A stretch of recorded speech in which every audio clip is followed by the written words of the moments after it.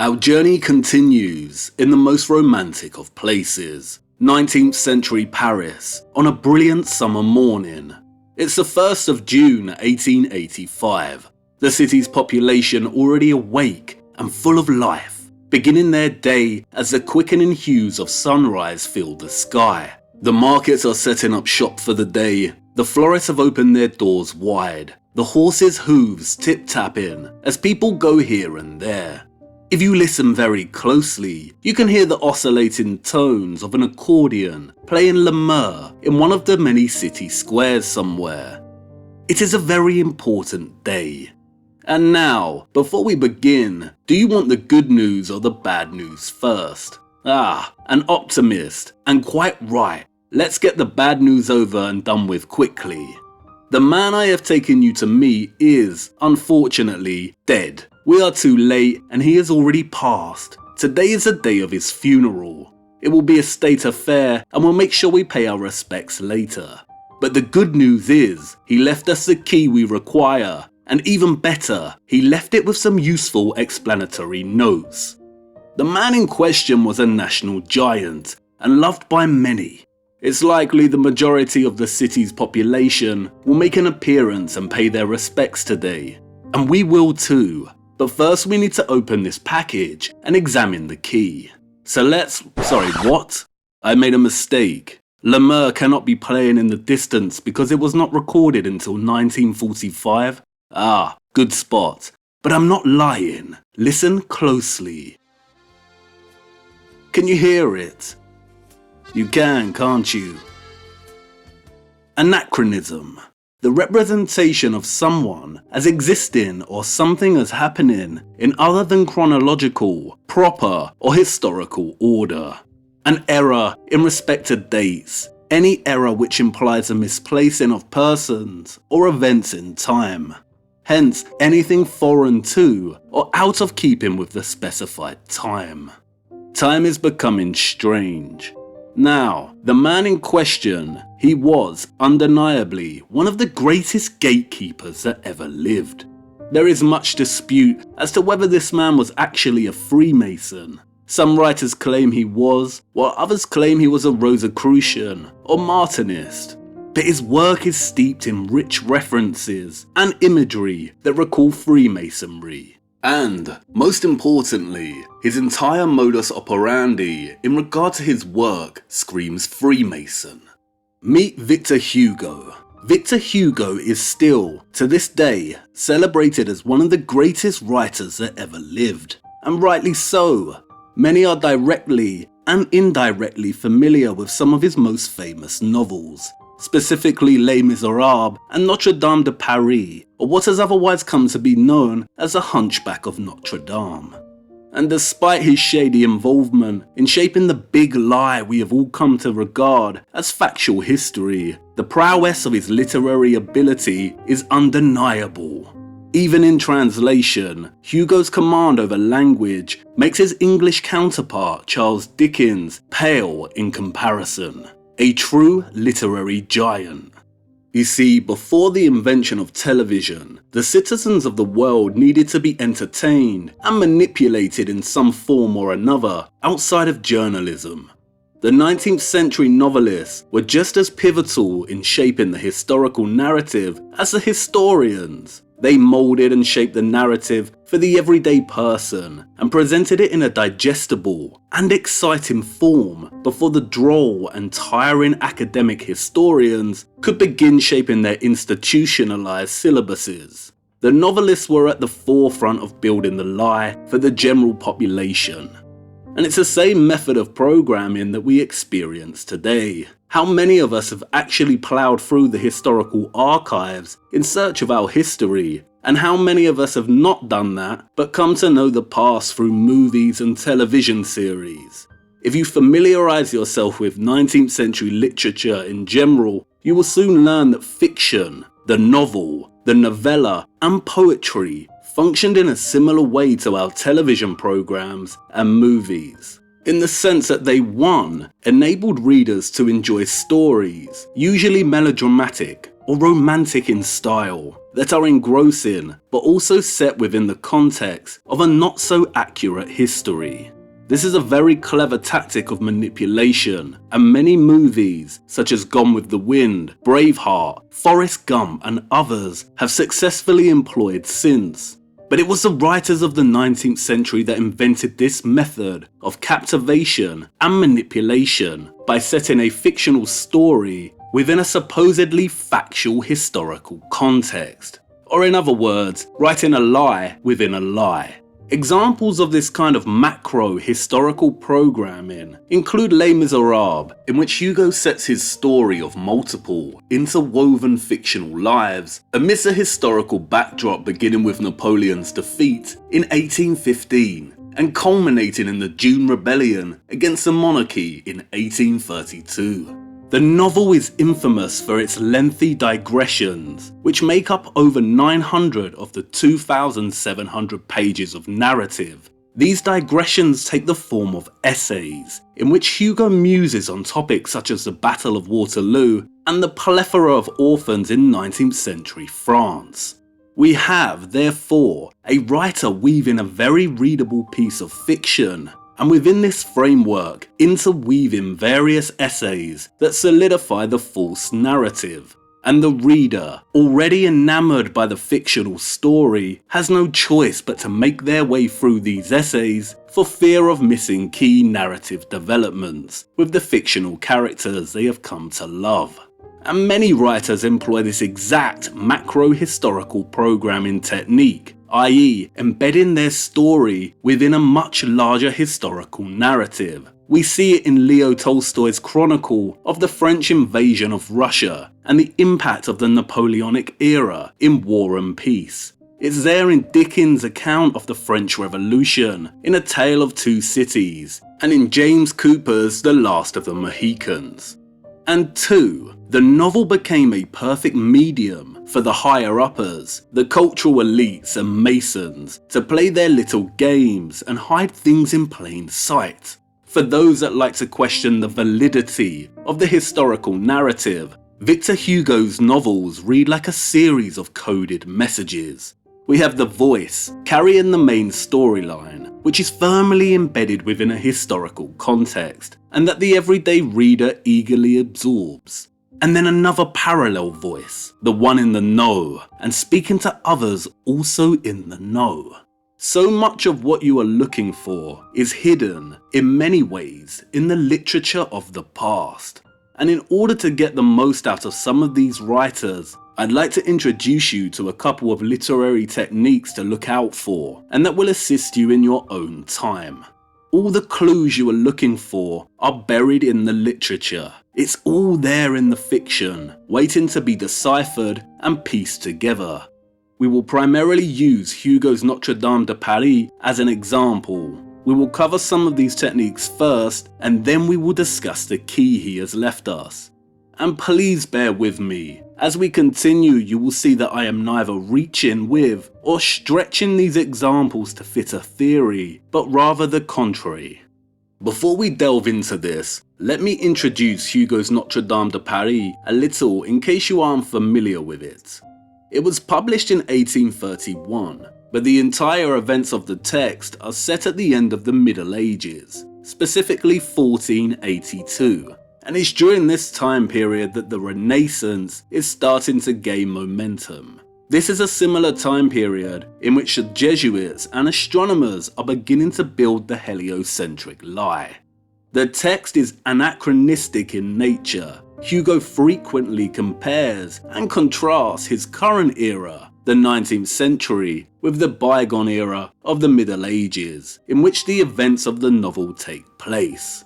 The overall melodramatic plot of the story centers around a tangled web of infatuation, in which three central characters, Claude Frollo, the Archdeacon of Notre Dame Cathedral, Captain Phoebus, one of the king's high-ranking knights, and the disfigured bell ringer Quasimodo, love and lust after an orphaned Romany street dancer named Esmeralda. With these three men competing for Esmeralda's love, things can only, of course, end in disaster. And it's in this tangled web of infatuation that Hugo weaves complex and subtle ruminations on our hidden history. The first of these techniques is the use of anachronism. Hugo's entire text is anachronistic in the sense that it is set in 1482, but the narrative voice of the book is very much of the 19th century. The most common type of anachronism is an object misplaced in time, and Hugo's Notre Dame de Paris contains many of them. There are many descriptions and sentences that are out of place and context. And Hugo uses anachronism not to progress the story he is trying to tell, but instead to progress the false historical narrative. For example, upon first seeing the mysterious character Esmeralda dance in one of the city's squares, the writer Gringoire exclaims, if he had had all the riches of Peru in his pocket, he would have certainly given it all to the dancer. But Gringoire did not have Peru, and anyhow, America had not yet been discovered. Gringoire's reference to Peru here is out of place in the year 1485. If we are to believe the historical narrative, then the Americas and Peru were not discovered yet. A character in this time period should not know of Peru. It would have been more realistic for him to exclaim, if he had all the riches of the King of France.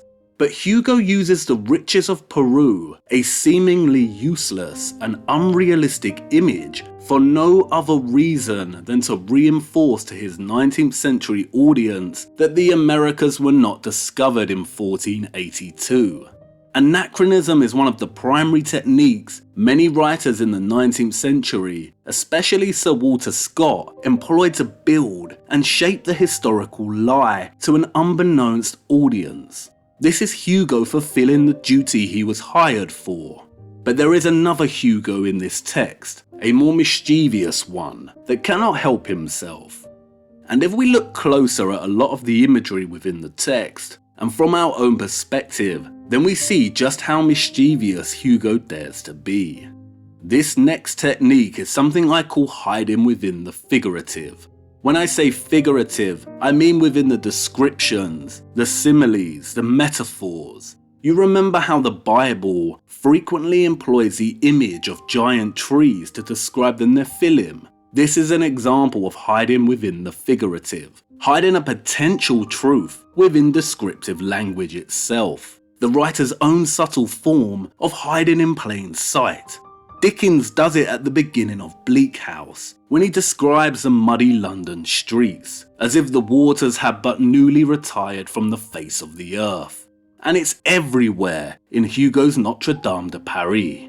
For instance, when staying in the towers of Notre Dame Cathedral, under the protection of Quasimodo, Esmeralda's grief is transformed by the tolling of the huge bells at the top of the towers.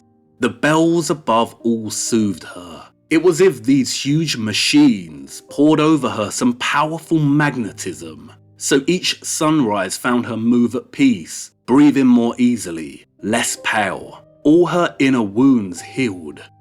How very interesting. The vibrations and frequencies of these huge machine-like bells pouring over her a powerful magnetism that restored her to good health. You see, hiding within the figurative. And the entire text is full of examples such as this. Hugo at once stretching figurative language to paint a rich portrait of medieval Paris and also having a little fun of his own. The Ile de la City of Paris is described by Hugo as like a great ship stuck in the mud and stranded with the current near the middle of the Seine. Stuck in the mud, you say? And as the crowd approaches the Palais de Justice, Hugo describes them as a flood of people. To onlookers watching from their windows, he writes, the crowd presented the appearance of a vast sea, into which a dozen streets, like so many river mouths, continually disgorge fresh streams of heads. The waves of this human flood, constantly spreading, broke against the corners of houses. In the centre of the tall, Gothic facade of the Palais was the grand staircase. Up and down it flowed continuously a double stream. breaking on the central flight of steps and then spreading out in broad waves over its two lateral flights. The staircase poured ceaselessly into the place like a cascade into a lake, the current driving the whole crowd towards the grand staircase ebbed, broke into turbulence and eddies. With our current theoretical understanding of the old world's potential use and reverence of water, this passage immediately becomes highly interesting. Through the use of simile, people are compared with a flood of water, and in doing so, Hugo transforms the streets and roads into flowing water systems. Staircases of old structures become cascades, water pours throughout the city panorama ceaselessly, ebbing and flowing, spreading and breaking against the architecture. Furthermore, the use of flood imagery here is reminiscent of Dickens and his opening to Bleak House, and immediately conjures up images of the biblical flood and the strange and elusive mud flood. And it really leaves the curious wondering, what did Hugo know? Is Hugo telling us that these structures were flooded, or is he telling us that most of the roads were not what they are today? But Paris used to be more akin to Venice, a vast water metropolis. Again, hiding within the figurative. Look out for it. There are many instances waiting to be found throughout 19th century literature, and some are very, very interesting. And then there is partial disclosure. Often, and throughout Notre Dame de Paris, Hugo's narrative will often stray from the drama at hand and branch into deliberations regarding the architecture. And in doing so, he often divulges information that we, the reader, should not be aware of.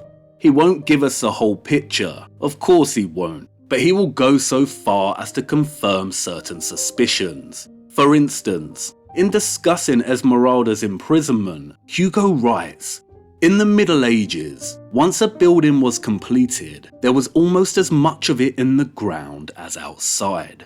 In cathedrals it was, as it were, another cathedral underground, low, dark, mysterious.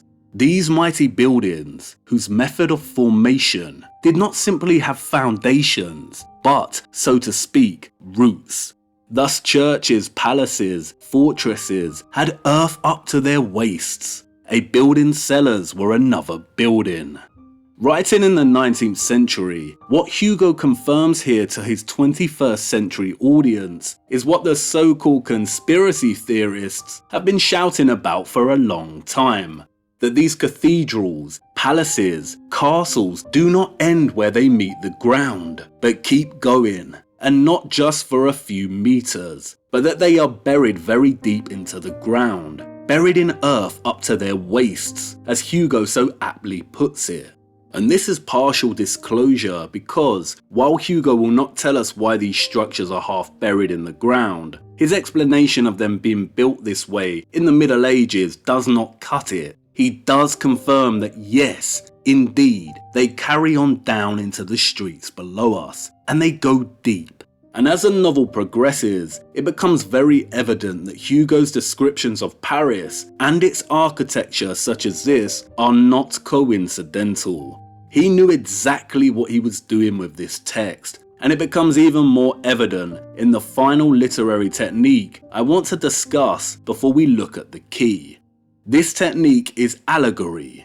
Allegorical metaphor, or allegory, is a device that many writers use to convey semi-hidden or complex meanings through symbolic figures, actions, imagery, or events, which together create the moral, spiritual, or political meaning the author wishes to convey. And while it sounds complex, you are most likely very familiar with allegory. For instance, in his classic children's novels, C.S. Lewis employs allegory in the form of the lion Aslan, whose death and resurrection parallels that of Jesus Christ.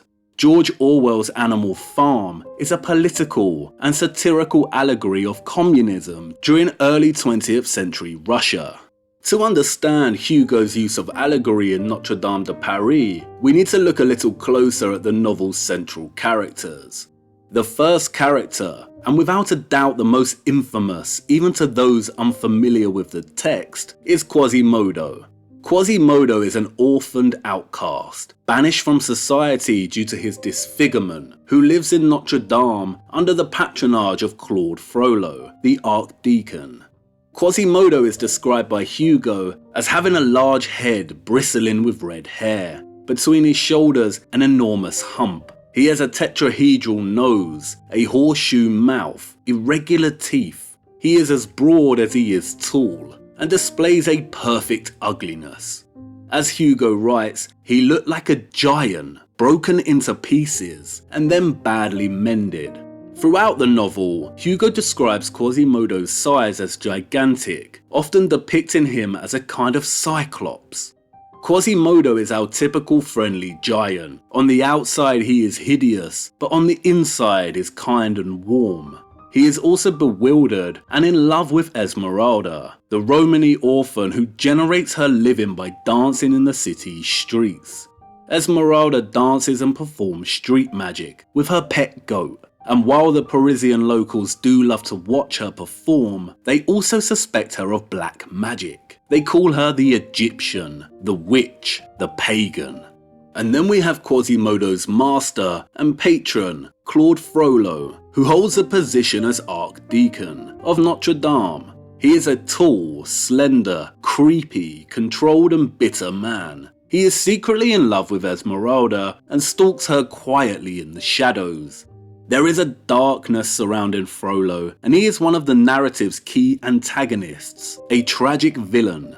He also has a secret. As the narrator explains, the inhabitants of the city would often see a strange, intermittent red glow, appearing, disappearing, reappearing at short, regular intervals, coming from one of the high towers of Notre Dame Cathedral, late into the night. The old Parisian women would exclaim, "There's the Archdeacon at his bellows, hell's sparking up there." The locals describe Frollo as a sorcerer, but he prefers the title of alchemist. I hope you remember our reading of Falconelli's The Mystery of the Cathedrals and the Metals. And like all alchemists, Frollo is obsessed with turning lead into gold. Gold, he explains, is the sun. To make gold is to be God. The sun is born of fire. Fire is the soul of the great whole. Light, gold, the same thing. Fire in its concrete state. The difference between the visible and the palpable. The fluid and the solid. For the same substance, from steam to ice, that's all. Like Falconelli's work, we have Hugo placing the figure of an alchemist in the Middle Ages at work directly inside one of these huge, magnificent cathedrals. And not only that, but we have a portrait of an alchemist obsessed with the sun, and he describes the sun as being made from the same source that produces gold. Frollo claims that like steam is the fluid and ice its solid, the sun's fire is the fluid and gold is its solid counterpart. Interestingly, Hugo spends time in the novel lamenting the destruction of the statue of St. Christopher, or, as I hope you remember, Ophoros, that used to reside within Notre Dame, and who came to symbolize the great connection between alchemy and the cathedrals. In stark contrast to Frollo, we finally have Captain Phoebus, a high-ranking knight for the King of France. Phoebus is of noble birth, handsome, vain, arrogant, untrustworthy, and also a womanizer. The women love him, he gets what he wants when he wants it. He is not in love with Esmeralda, but he does lust after her sexually and is determined to seduce her, to use her, and then forget her. Phoebus is the second antagonist of the story.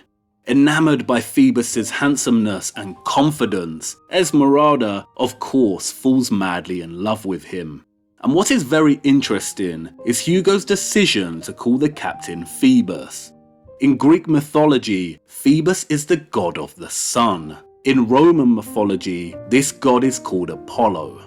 And in a weird, twisted turn of events, Phoebus not only seduces Esmeralda, but also allows Frollo to hide in a closet and watch. But Frollo has other plans than just watching Esmeralda be seduced. In a frenzied rage of jealousy for her love of Phoebus, he bursts from the closet and attempts to stab Phoebus to death. Phoebus does not die, but survives, and the blame falls to Esmeralda, and in turn she is sentenced to death by hanging. Frollo's attempt to kill Phoebus and the blame falling to Esmeralda sets in motion a dramatic chain of events that leads to Esmeralda being rescued at the last minute by Quasimodo and taken to Notre Dame Cathedral, where both orphans seek asylum.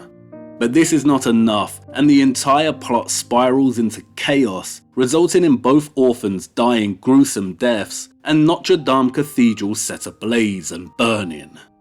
Now, remember, an allegory is a literary technique in which the writer conveys hidden or complex meaning through symbolic figures, actions, imagery, or events. It is a narrative in which a character, place, or event is used to deliver a broad message about real-world issues and occurrences.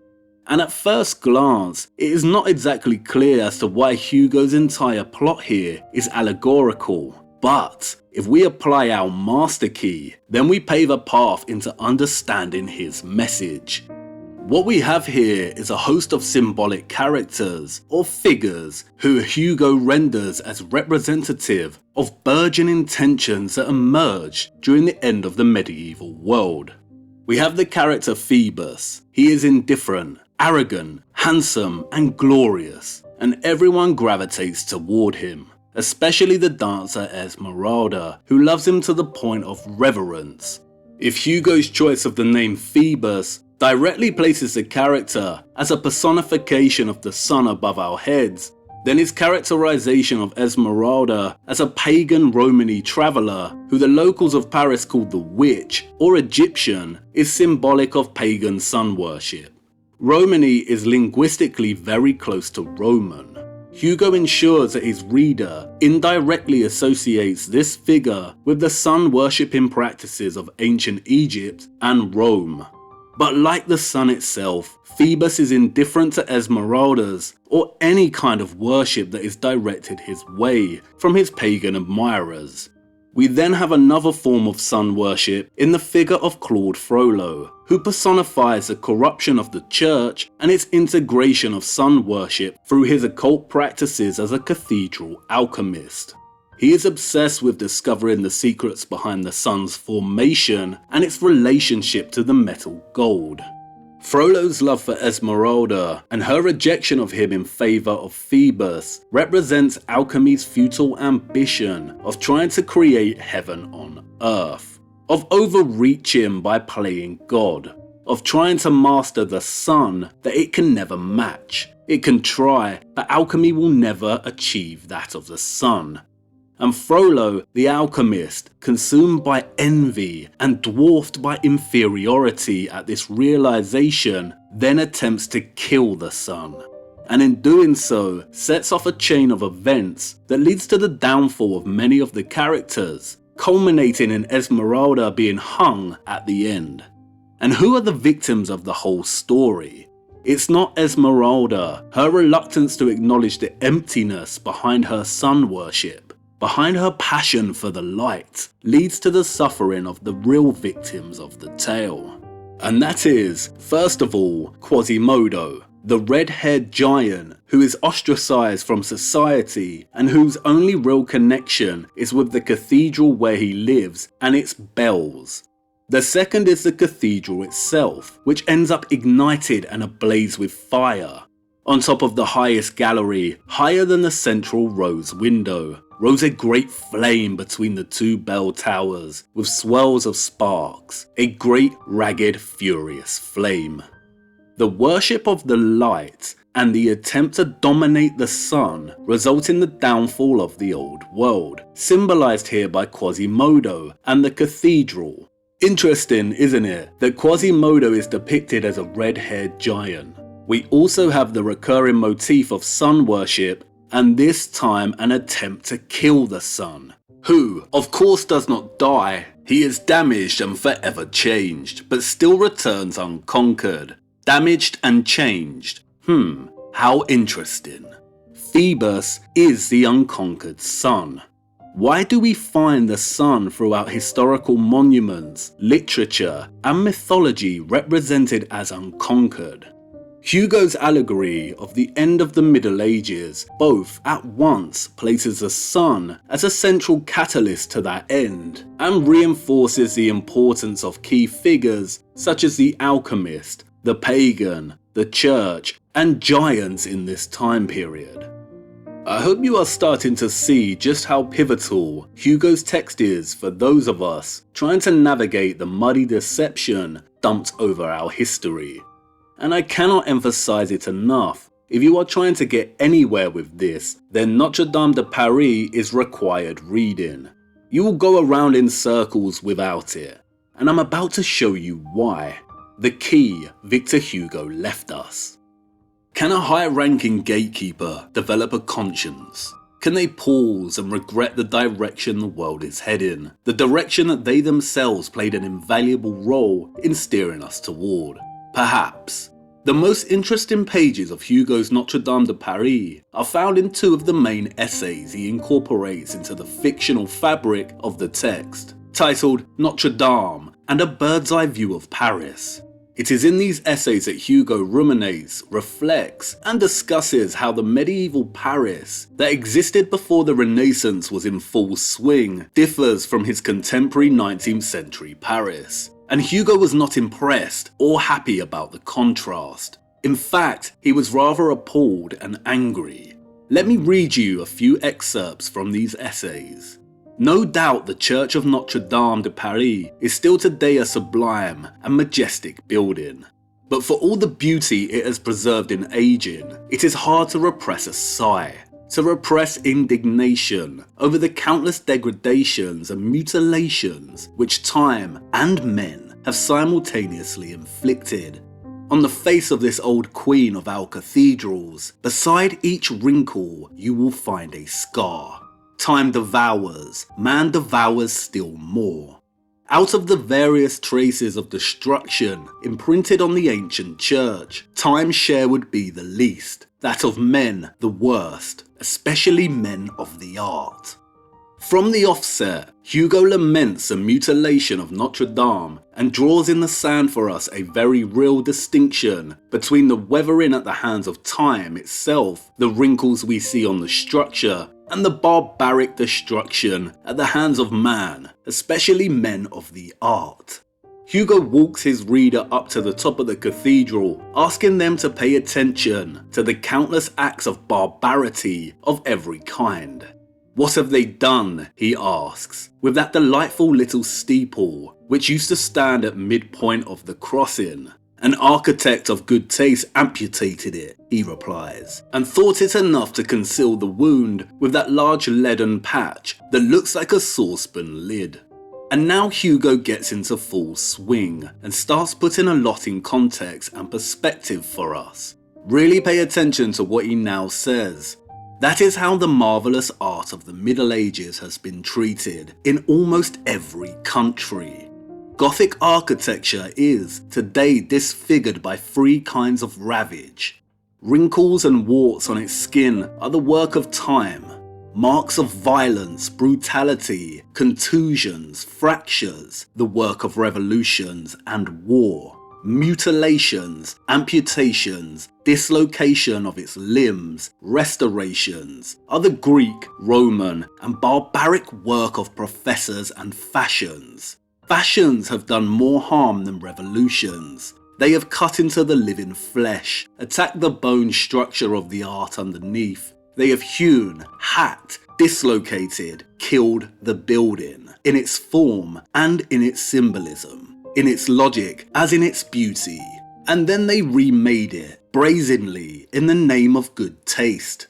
They stuck over the wounds of Gothic architecture their wretched baubles of a day, their marble ribbons, their metal pom-poms, a veritable leprosy of overloads, scrolls, surrounds, draperies, garlands, fringes, stone flames, bronze clouds, chubby cupids, bloated cherubs. It is the arse kicking the dying lion. It is the old oak decaying, as a final blow being stung, bitten, and gnawed by caterpillars. The first thing that needs to be addressed here is that Hugo will not give us the entire truth. He will not clearly describe what the old world actually looked like, who its citizens were, how it functioned in terms of government, everyday life, its technological capabilities, and just how much it differed from the 19th century. This he will not do. This was not his job, and he would never have gotten published if he did. Any real secrets of the old world have been delegated to hide within the figurative and will not be addressed front on. But, as these passages make explicitly clear, Hugo was outraged by just how much the old world had been ravaged, mutilated, destroyed, and erased by his current 19th century day. And you might be thinking, what is this Hugo man talking about? I've seen the old photographs of 19th century Paris. It's marvellous. You clearly have not seen the photographs of the Parisian World's Fairs, have you? Don't worry, I've seen them. We will get to that, but let's first focus on what Hugo is telling us here. What he clearly outlines for us here is that 1. There is a huge distinction between the Gothic architecture of the Middle Ages, which ended in the 1400s before the Renaissance began, and the style of architecture that followed. And 2. That which followed has focused on disfiguring the Gothic structures. They have hacked, dislocated, and killed those Gothic structures of the past by remaking these structures according to new and more fashionable tastes, which he so wryly mocks as marble ribbons, pom-poms, chubby cupids, bloated cherubs, and so on. And 3. These fashionable restorations are primarily Greek, Roman, and belong to the barbaric work of professors. Hugo's mention of Greek and Roman here is a direct reference to the Renaissance. The term Renaissance has been allocated by historians to a period in history that marked the transition from the Middle Ages to modernity and covering the 15th and 16th centuries, characterized by an effort to revive and surpass ideas and achievements of classical antiquity. The Renaissance spanned from the 1400s to the 1500s, and, as many historians have stated, it was characterized by a revival of classical antiquity after a long 1,000 years of the Dark Ages, where there was little or no technological advancement, we are told. The first thing that should ring alarm bells for anyone is the term Dark Ages. The term was coined by Italian scholar Petrarch as the Middle Ages were ending, in which he claimed that amidst the errors there shone forth men of genius, no less keen were their eyes, although they were surrounded by darkness and dense gloom. Petrarch capitalized on the Christian metaphor of dark versus light and branded the 1,000-year-long period of the Middle Ages as darkness and the new burgeoning Renaissance as the light for its cultural aspirations and achievements. You see, during the Renaissance, man no longer needed to humble himself in front of God. Humanity had now entered a new age, and it was brimming with possibilities and exploration. Society was expected to show their reverence to God through their ambitions to exceed the boundaries, through cultural, technological, and scientific advancement. And it was during this new age that humanity broke free from the alleged strict piety that characterized the Dark Ages and started to see themselves as God incarnate, of masters of their own universe, no longer bound by the dark, but fully committed to the light. From dark to light. Thus, it was during the Renaissance that man came to see himself as a god or God's equal. But, as Hugo makes clear, for all its emphasis on advancement and revival, the Renaissance actually built itself on the decaying backbone of what preceded it, the medieval Gothic age. The Renaissance's revival of classical antiquity, specifically that of the ancient Roman style of architecture, was all show, all surface, all facade and decoration, pom-poms, draperies, garlands and ribbons. And this is where alarm bells should start ringing again. The revival of classical antiquity. Who or what rose again? The empire of the sun rose again. Rome. You see, the great little lie in the history books is that the people we see in these photographs, and those that came before, built these structures through pure innovation, with horse and cart, with wooden scaffolding and apparatuses, through traditional methods of masonry. They did not, but the great big lie is a complete suppression of those that actually invented everything. Those that were conquered and whose entire history was mutilated and erased after they fell, as the conquerors began repurposing all of their structures and infrastructure with the intention to hide, reshape, redesign and make claim to their heritage. There is a very clear distinction that needs to be made regarding the impossible structures of the past, of the structures that we have discussed so far. And this distinction is that there are at least two very distinct styles, two distinct factions, two distinct old worlds. Both magnificent, both wondrous, both technologically impossible by our standards. And we cannot fully grasp this until we have walked through the first door. But, on the surface, they are easily recognizable. And while it does not fully capture the complexity of this, one of the best ways to recognize this distinction is through the arch. Gothic architecture is characterized by pointed structures. Its arch is pointed. Its enormous cathedrals rise into towers and pointed spires. Whereas the classical style of Rome and Greece favours rounded arches, rounded domes, and a vast amount of decadence, often accompanied by statues of Phoebus, Venus, Zeus, Apollo, and so on.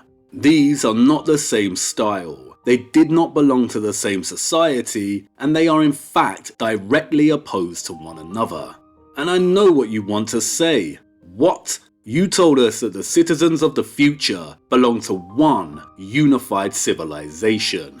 I know I did, and again forgive me, but I needed you to firstly contemplate the impossibility of these structures, and secondly consider the alternative technological functions they could have held. Too much complexity would have confused matters. But we are after the nuance now. A unified civilization.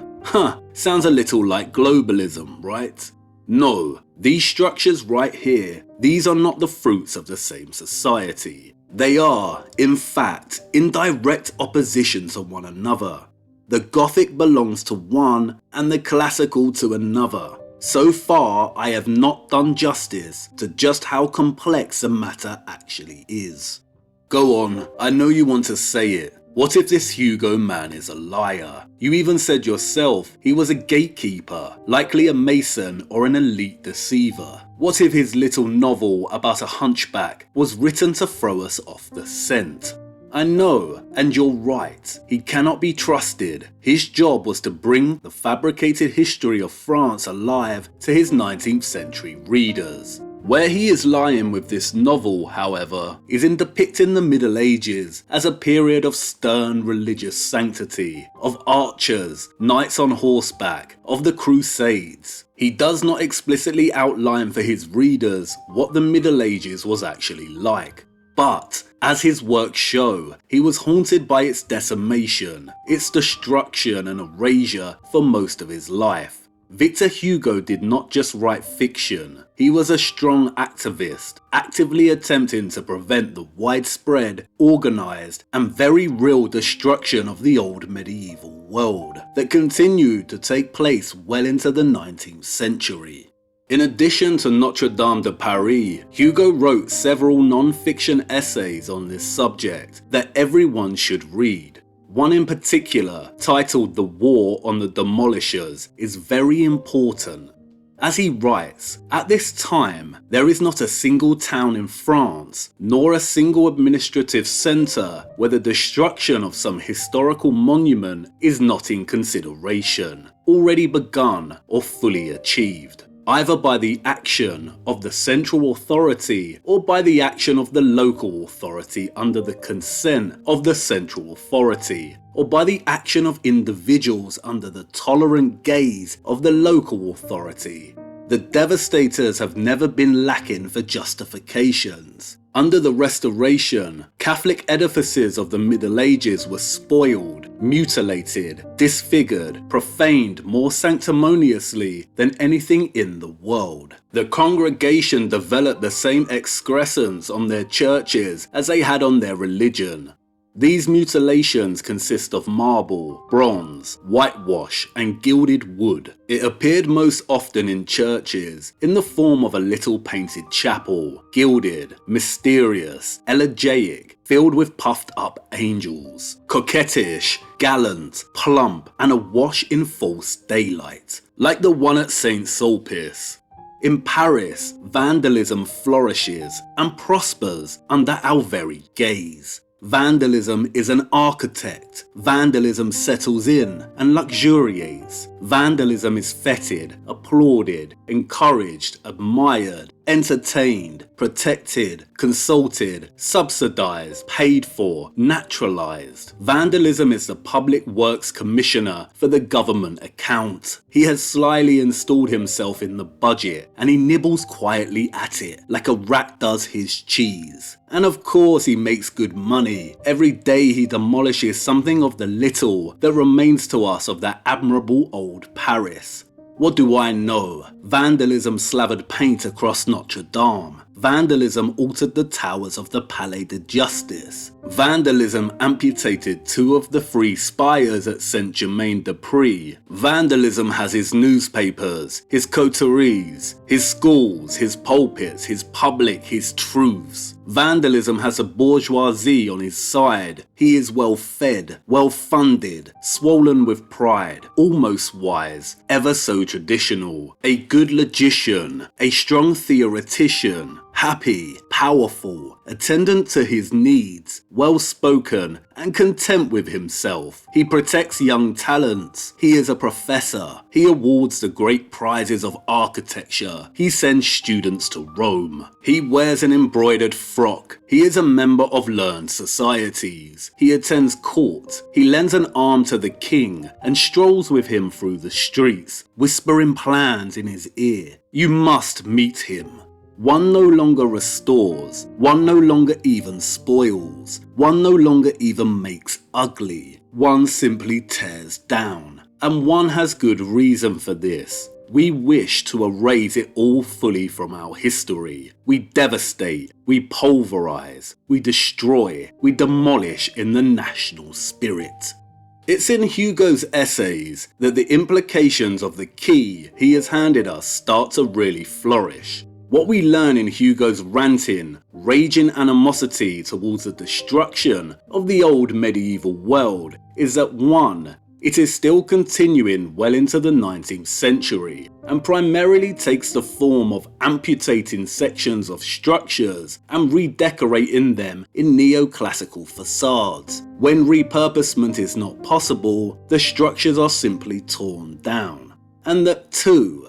This is not arbitrary, random destruction and repurposement, but calculated, planned, and organized. It is factored into the budgets of local and national authorities across France, and by extension, the whole of Europe. Hugo makes clear that the budget to destroy, repurpose, and erase that of the old medieval world is seemingly endless and well protected, even to the point that organizations send students to Rome to study and emulate these styles back in France. There are prizes for repurposement. It is encouraged and normalized through newspaper propaganda and through the education and religious systems.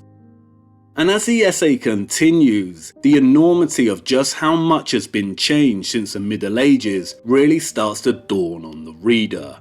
It wasn't just in the Renaissance, the 15th and 16th centuries, that the rise of neoclassicism and its aspiration to erase the old world of the Middle Ages dominated the social spirit of the time. As Hugo Riley states, "As for the edifices that we build in place of those that we destroy, we will not accept the change. We do not want it. They are wretched. All the monuments of the 17th century, even as much as they are an improvement on those of the 18th, and far beyond those of the 19th, whatever their good airs, whatever their grand impressions, the monuments of Louis XIV are like his children. Many among them are bastards." As you can see, this repurposement agenda continued through to the 17th, 18th, and was still occurring in the 19th century. We are looking at 500 to 600 years worth of destruction, revision, and repurposement. The claim that there was a reset in the 19th century greatly miscalculates, underestimates, and simplifies a very complex agenda that spanned half a millennium and that was comprised of a series of smaller resets, all working towards the goal of erasing the old medieval world and building and solidifying the mode of society that we find ourselves in today. And so what, you might want to ask? Who cares when the reset began and when it ended? Paris, and most of the world that we see in the 19th century photographs looks glorious. All that matters is they have lied and hidden years and years worth of technology and knowledge from us. I agree, the Victorian era is glorious, but by our standards. And if what we see in the Victorian era was the apogee of civilization, then what is Victor Hugo so angry about? And why does he outline that there has been a repurposement agenda ongoing since the 1400s? What were they repurposing, hiding, editing, destroying, and erasing? Why was he so angry in the 1830s? What did he know? What came before the Renaissance's revival of the classical style? Just because the world looked glorious in the 1800s, and there is a lot of evidence to suggest that those between the 1400s and 1800s were way more technologically advanced than the history books tell us they were, does not mean we should disregard the complexity surrounding the issue. It matters for multiple reasons, but primarily because having a clearer timeline can help us start to classify, differentiate between, and define what we mean when we talk about the old world. Are we discussing the 1,000-year-long period that had been lost, destroyed, swept under the rug, and tarnished as the Dark Ages? The 1,000-year period in which the immense and beautiful pointed architectural style of Gothic was born? Or are we discussing the 500-year period of destruction, revision, repurposement, and revival that followed? This cathedral is very different structurally and stylistically to this colonnaded building. If there was a case to argue for a 1,000-year-long millennial reign of a civilization, an argument for coherence and solidarity, it is to be found here.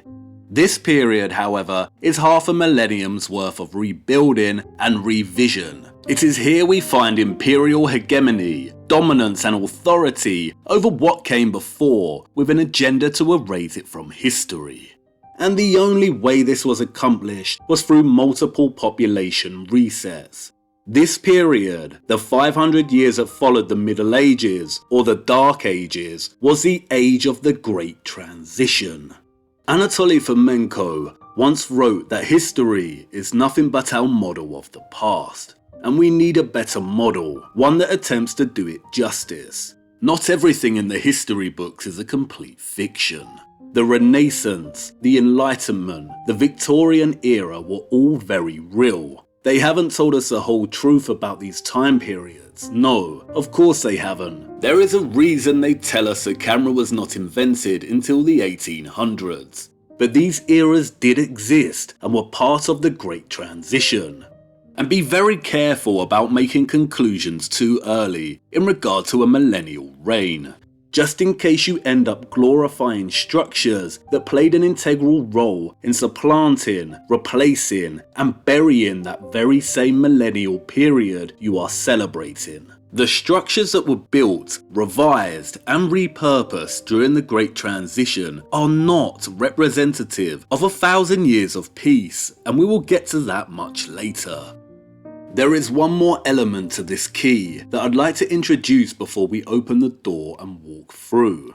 In Notre Dame de Paris, Hugo muses on the written word itself. So many of the systems integral to our mode of living today were introduced in the Renaissance. Not only did the astronomers and church redesign our conception of the universe, not only were our methods of timekeeping firmly established, not only did the financial system that we are still beholden to today become dominant, but the printing press became critical in establishing a new mode of information communication, that of the written word.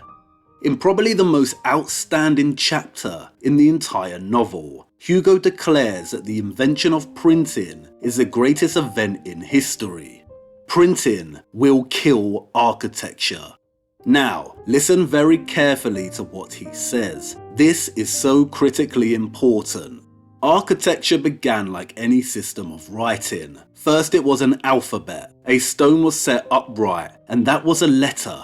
Later on, words were formed. Stone was laid upon stone. These granite syllables were joined. Language tried out a few combinations. Finally, they produced books. And they grew, multiplied, intersected, becoming more and more complex. Thus, he continues, during the first 6,000 years of the world's existence, architecture was a great script of the human race. This book of granite began in the Orient, and the last page was written in the Middle Ages. Architecture, up to the 15th century, was the principal record of mankind. During that time, no concept of any complexity appeared in the world which was not made into a building. But then printing arrived in the Renaissance, and the printing word, gnawing like a worm at its buildings, sucked and devoured it. As architecture diminishes, so printing swells and grows. So as early as the 16th century, the printing press, grown now to equal stature with declining architecture, fights and slays its rival. By the time the 18th century draws to its close, the printing press has destroyed everything. In the 19th century, it will rebuild. Thus, to sum up what we have said so far, mankind has two books, two records, two testaments, masonry and printing, the stone Bible and the paper Bible. The past must be reread on those marble pages. Can you now see why it was perhaps necessary for those who conquered to change and repurpose so much? Not only to destabilize, destroy, and hide the entire infrastructure of the old world, but also to scatter and shatter the stories and accounts these structures silently spoke, to disband their testimony, and then rewrite a fabricated history and propagate this information widely across the world through the medium of the printed book.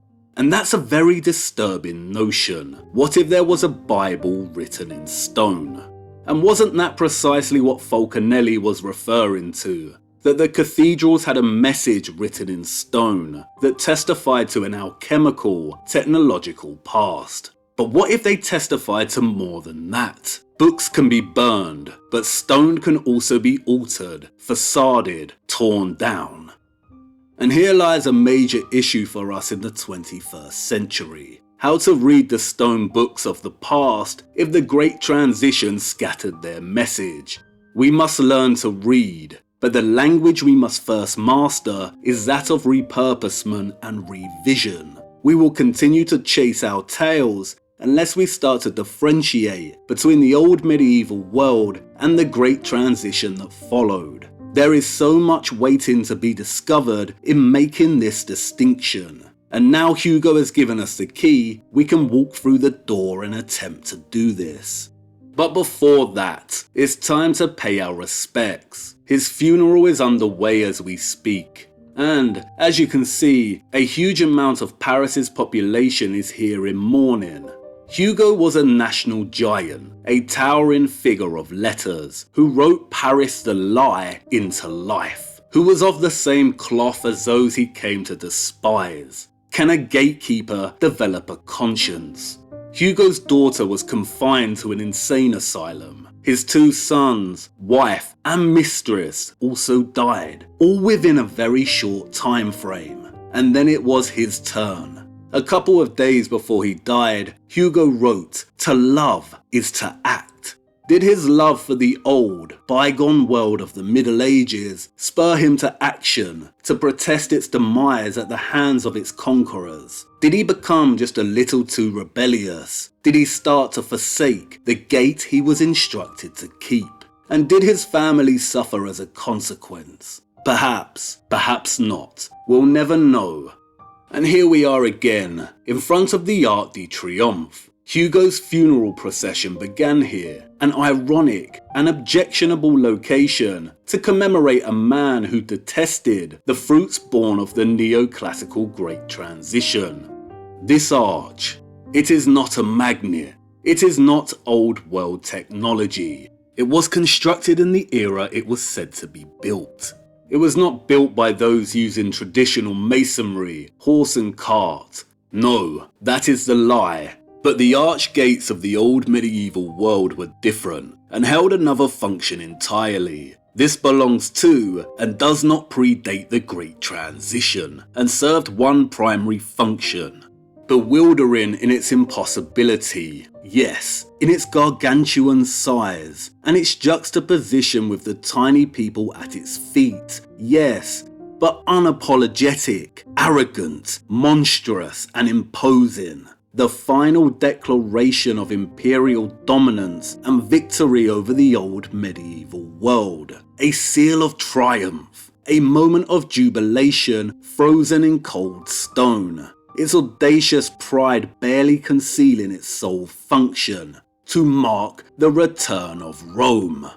How many of these triumphal arches of the same style can be found across the world? Start looking at the dates of when they were put up. They were erected to declare the completion of a 500-year-long reset in many locations around the world. But this one looks different on this day, wouldn't you say? Can you see what they've done? They added the Sun Chariot, the unconquered Phoebus, the sole Invictus at the top of the arch here for the funeral. We do not see this statue in photographs of the arch taken in 1860, 25 years before Hugo's funeral. So why now? And look at the catafalque created to carry his coffin beneath the arch. It's fit for a giant and the largest and most decadent I've ever seen.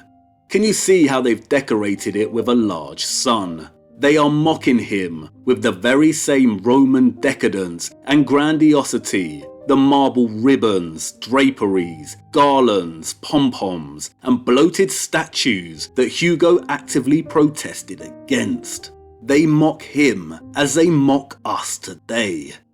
When we began this journey of ours, I told you that piecing together an accurate picture and timeline of our lost history is like trying to solve an impossible Rubik's Cube. This was not hyperbole on my part. They have worked very hard to bury 1,000 years of our history by tarnishing it as the Dark Ages. The complexity of what we are dealing with is overwhelming. But that's not going to stop us from trying, right? So let's start rotating those cubelets.